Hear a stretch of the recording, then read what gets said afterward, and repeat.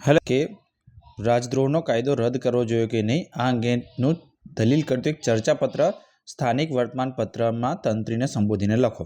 બરાબર છે. તો આપણે જોવાનું છે કે ચર્ચાપત્રમાં જે છે તમારે કઈ કઈ વસ્તુ ઇન્ક્લુડ કરવાની થાય. તો જેમણે મેન્સ આપેલી છે, ક્લિયર કરેલી છે, એવા આપણા પ્રીવિયસ સ્ટુડન્ટનો આ આન્સર છે. તો એ આપણે જોઈશું. એ પહેલાં જે છે મારા વિશેની થોડી જાણકારી આપી દો કે આપ જોઈ શકો છો સ્ક્રીન ઉપર, અને એક આપણો ટેલિગ્રામ ગ્રુપ પણ છે, GPSC is the future. Link તમને ડિસ્ક્રિપ્શન બોક્સમાં મળી જશે. તમે જે છે સીસી માટે પણ જે છે એમાં જોડાઈ શકો છો જો તમે સીસી મેન્સ આપવાના હોય તો. એક પર્સનલ મેન્ટરશીપનો પ્રોગ્રામ પણ ચાલે છે જેમાં ડેલી પ્રેક્ટિસ ક્વેશ્ચન આપવામાં આવે છે, બધા સબ્જેક્ટ કવર કરવામાં આવે છે, ડેલી ઇવેલ્યુએશન, એક ટેસ્ટ સિરીઝ તમને આપવામાં આવે છે. એમાં ઇંગ્લિશ અને ગુજરાતીની પણ પ્રેક્ટિસ થઈ જશે, અને જે છે તમારી જનરલ જીએસના જે સબ્જેક્ટ છે, એસે છે, બધું એમાં પ્રેક્ટિસ થઈ જશે. અને ફૂલ લેન્થ પેપર તમને એક આપવામાં આવશે અને ડેલી ક્વેશ્ચન પણ આપવામાં આવશે. અને મંથલી જે છે ચાર્જ 800 રૂપીસ છે. 20 સ્ટુડન્ટ આપણે લઈએ છીએ, 2 જગ્યા જો ખાલી છે. તમારે આવવું હોય તો તમે કોન્ટેક્ટ કરી શકો છો. લિંક તમને ડિસ્ક્રિપ્શન બોક્સમાં મળશે. તો શરૂ કરીએ કે રાજદ્રોહનો કાયદો જે છે રદ કરવો જોઈએ કે નહીં. જો ચર્ચાપત્રમાં ધ્યાન એ રાખવાનું કે ચર્ચાપત્રમાં તમે તમારી બધી જ જે છે એ નોલેજનો ઉપયોગ કરી શકો. તેમાં તમે એમાં ઇન્ડેક્સ લખી શકો, તમે એમાં વ્યંગ લખી શકો, તમે એમાં ઉદાહરણ લખી શકો, તમે એમાં તમારું જીએસનું જે નોલેજ છે એનો ઉપયોગ કરી શકો. ચર્ચાપત્રમાં 2 વસ્તુ છે, એક તો ચર્ચા કરવાની છે અને એક પત્ર લખવાનો છે. તો ચર્ચાપત્રના ફોર્મેટમાં જે છે ઘણી વખત કન્ફ્યુઝન થતું હોય તો યાદ રાખવાનું કે પાછળ પત્ર આવે છે. તો એક પત્ર લેખન જેવું શરૂઆતમાં લખવાનું થશે અને પાછળ જે છે એ ચર્ચા કરવાની થશે. તો જોઈએ તો પત્ર તો કે ભાઈ અ બ ક સરનામું હરોળ 1 ક ખ ગ શહેર, ત્યારબાદ તમે તારીખ લખી શકો. ત્યારબાદ તમારે જે છે એ તંત્રીને લખવાનો હોય તો પ્રતિ તંત્રીસી પ ફ બ દૈનિક ચ છ જ શહેર. બરાબર, આપણે શહેરનું નામ કશું લખતા નથી એટલે આવી રીતે તમે લખી શકો. ત્યારબાદ વિષય લખવાનો થાય કે રાજદ્રોહના કાયદા અંગેના પક્ષોને દલીલો રજૂ કરતું જણાવતું ચર્ચાપત્ર. બરાબર, આવો તમે એક વિષય લખી શકો.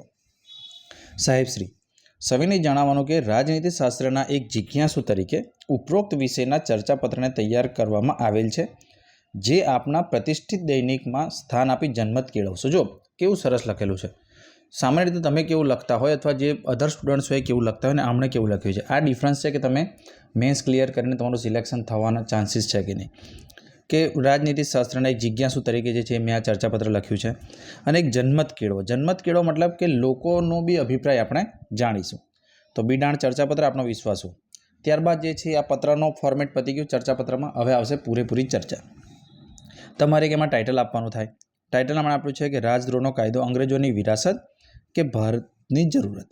બરાબર છે. આવું જે છે એ તમારે એક ટાઇટલ આપી શકો કે જે તમારે બેલેન્સ ટાઇટલ આપવાનું. બરાબર છે, એવું નહીં કે પક્ષમાં કે વિપક્ષમાં, એક બેલેન્સ ટાઇટલ આપવાનું. થોડા સમયથી રજૂ થતા પ્રેસ ફ્રીડમ ઇન્ડેક્સ, જો એમણે ઇન્ડેક્સ લખ્યું, મેં કીધું ને આગળ કે જીએસના તમે નોલેજનો ઉપયોગ કરી શકો. ઇન્ડેક્સ થતાં લોકશાહીના માનકોમાં ભારત પાછળ ધકેલાઈ રહ્યું છે. મુક્ત વાણી સ્વતંત્ર હોય કે પત્રકારત્વ, સિડિશન એટલે કે ઉશ્કેરણીજનક ભાષા કે કૃત્યો ચર્ચામાં હોય છે. આ કાયદાના મૂળિયા ખરેખર અંગ્રેજી શાસનમાં રોપાયા હતા, જે સ્વતંત્ર સેનાનીઓને રોકવા માટે આ કાયદો બનાવવામાં આવ્યો હતો. બરાબર, સિડિશનના જે ચાર્જીસ છે, રાજદ્રોહનો જે કાયદો છે એ જે છે અંગ્રેજોએ બનાવ્યો હતો સ્વતંત્ર સેનાનીઓને રોકવા માટે.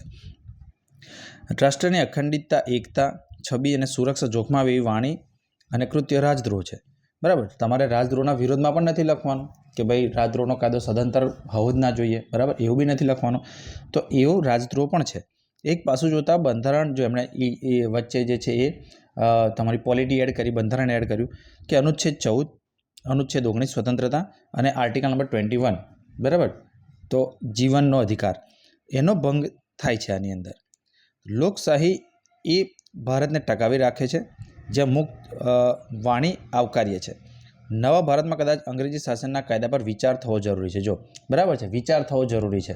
એવું નથી કે એને હટાવી દો કે એને સ્ટ્રોંગ બનાવી દો, બંનેમાંથી કોઈ એક એક્સ્ટ્રીમ સ્ટેન્ડ લેવાનું નથી, એના પર વિચાર થવો જરૂરી છે. હાલમાં માનનીય સુપ્રીમ કોર્ટે આ કાયદા પર રોક લગાવી છે, છતાં કાયદો રદ કર્યો નથી. જેના કારણો, આ કાયદાનું બીજું પાસું એવું છે કે દેશમાં વ્યાપેલા અસામાજિક તત્વો, સોશિયલ મીડિયા પર વધી રહેલા હેટરેટ, કોમી વિવાદ અને તકસાધુ રાજનેતાઓ માટે જે છે આ કાયદો દેશની સુરક્ષા માટે જરૂરી પણ છે. દેશની અખંડિતતા, એકતા સાથે બાંધછોડ ન થઈ શકે. આથી સમાધાન એ છે કે દરેક નાગરિક મૂળભૂત ફરજોનું પાલન કરે, વાણી સ્વતંત્રતાનો દુરુપયોગથી દૂર રહે, સ્વવિવેકથી લોકશાહીનો જે સાચો અર્થ સમજે અને રાજદ્રોહ જેવા કાયદા પર પછી વિવાદ થવાનો સવાલ જ ઉપસ્થિત થશે નહીં. જો કોઈ રીતે બિહેવ જ નહીં કરે તો જે છે રાજદ્રોહના કાયદા પર કોઈ પ્રકારનું જે છે ટિપ્પણી કરવાની જરૂર પડશે નહીં. તો જો કેટલું સરસ રીતે લખેલું છે, એમાં તમારે બેલેન્સ વ્યૂ પણ આવી ગયો, એક ટાઇટલ પણ સરસ આવી ગયો, તમારે જે છે એ બંધારણના પણ એમાં ઉલ્લેખ આવી ગયો, એક ઇન્ડેક્સ પણ એમને જીએસની નોલેજ તરીકે બતાવી દીધી. તો આ રીતે જ્યારે તમે લખો ચર્ચાપત્ર તો જે છે તમને 10માંથી જે છે કમસે કમ 7.5 થી 8 માર્ક મળવાપાત્ર થાય. તો ગુજરાતીમાં સામાન્ય રીતે માર્ક ઓછા આવતા હોય છે, એટલે ગુજરાતીની પ્રેક્ટિસ આપણે કરી છે. તો આ રીતે તમે જે છે એ જોડાઈ શકો છો પ્રેક્ટિસ માટે. મેન્ટરશિપ લેવા માંગતા હોય તો પણ જોડાઈ શકો છો. બાકી તમે ચેનલ પર જે છે આપણે રેગ્યુલર વિડીયો અપલોડ કરીએ છીએ. તો લાઇક શેર અને સબસ્ક્રાઈબ જરૂર કરજો. મિત્રો સાથે તમને ગમે તો કોમેન્ટમાં જે છે તમારો પ્રેમ જરૂર બતાવજો. ફરી મળીશું. Thank you. જય હિન્દ.